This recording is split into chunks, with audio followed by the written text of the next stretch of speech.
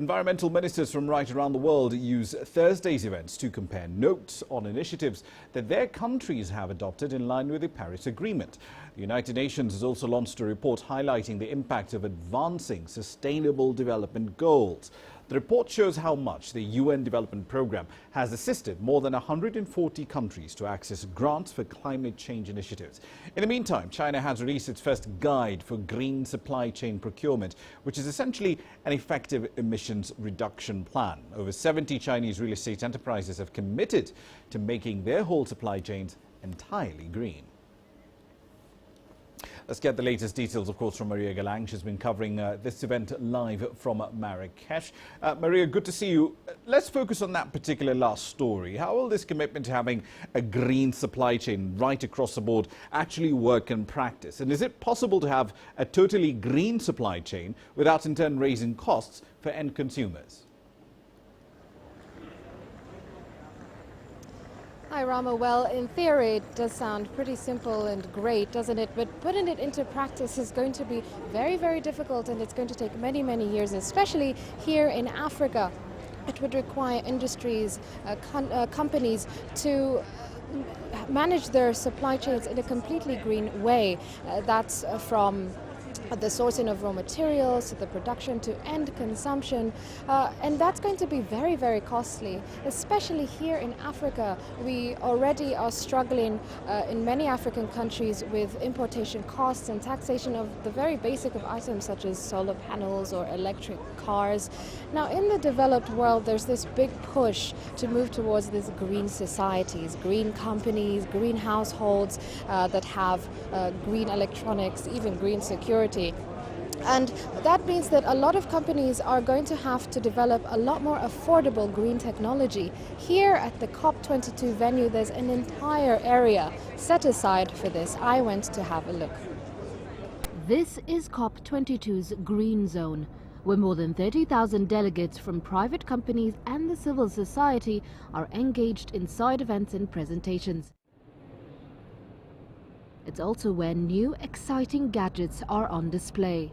So one of our products is here the robot, and we have there the drives, which are as well helping to reduce the emission of CO2, as well as reducing the consumption of electricity.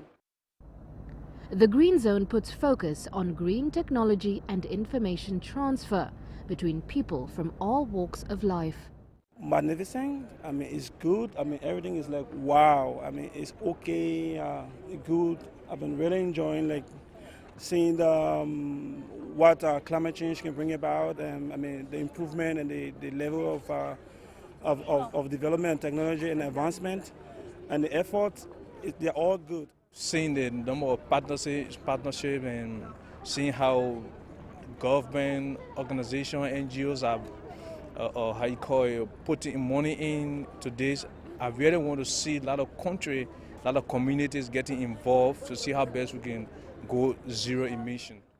This green zone is also a great opportunity for artists to showcase their green designs. Over here we have a traditional Moroccan lamp. It's called a tataoui, and it's designed from laurel stick scraps, and it's been assembled without glue, without nails, without screws, in full respect for the planet. On this side we have a traditional Berber candle, but it's 100% vegetal soy wax. It's biodegradable, it's non-GMO. The wicks are made from environmentally friendly wood. And it's an interesting way to show how modern designs can still retain an ethnic spirit. This exhibition offers a wide array of innovative designs from professional and amateur artists. And I've designed this flower pot. So what is interesting about this flower pot is the fact that I use like a bottle of water, small bottle of water you can find here, and it's directly plugged inside of this flower pot. And the particularity of this flower pot is 3D printed. Over the past few days, there's been a lot of emphasis on the importance of innovative companies partnering with governments to help hit the targets set by the Paris Agreement. Maria Galang, CCTV, Marrakech, Morocco. One final question for you, Maria. Reuters earlier today was quoting the head of the Food and Agriculture Organization as saying that he's disappointed by the lack of concrete policy results for agriculture so far. Do other organizations there, especially African countries, do they share his view? Well, Rama, indeed, a few agriculture experts here I spoke to say that little progress has been made with negotiations when it comes to agriculture specifically, because a lot of energy is being spent discussing the reduction of global greenhouse gas emissions. Development agencies here say that they were expecting a work plan specifically designed to help small-scale farmers who've really been struggling with prolonged and severe droughts that experts have indeed linked to climate change. And small-scale farmers, especially here in the African continent, don't really have the capacity, the financing or the know-how to move to more sustainable ways of irrigation. As it stands, only 2 to 3% of international climate finance has been set aside for agriculture. But Rama, it's not the end of the road. Negotiations are still expected to go long into the night on Friday. It's not guaranteed that any deals will be reached by the set deadlines, but we will be updating you on the progress of these talks as they come along, Rama. Indeed, we'll certainly be looking forward to what outcomes come out of Marrakech. Thank you for that. That's Maria Galang live, of course, in the Moroccan city.